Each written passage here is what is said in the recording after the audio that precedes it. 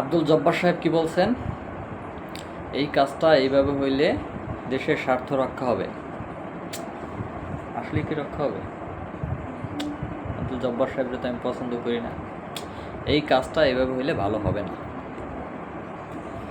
পরে আব্দুল মোতালেব সাহেব বলছেন এইভাবে হইলে দেশের দুর্নীতি কমে যাবে।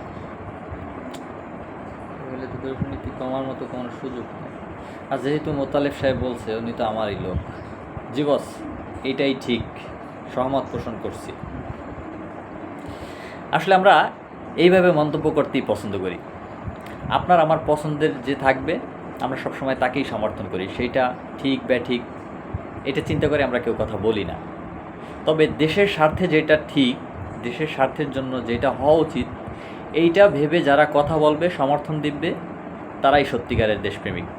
আর নিজের দলের লোক, নিজের পছন্দের লোক, তার সব কথাকে সমর্থন জানানোকেই বলে দলকানা। তো কে দলকানা, কে দেশপ্রেমিক, এটা আর আমি বলতে চাচ্ছি না। আপনি নিজের বিবেককে প্রশ্ন করুন, তাহলে উত্তরটা পেয়ে যাবেন। ধন্যবাদ।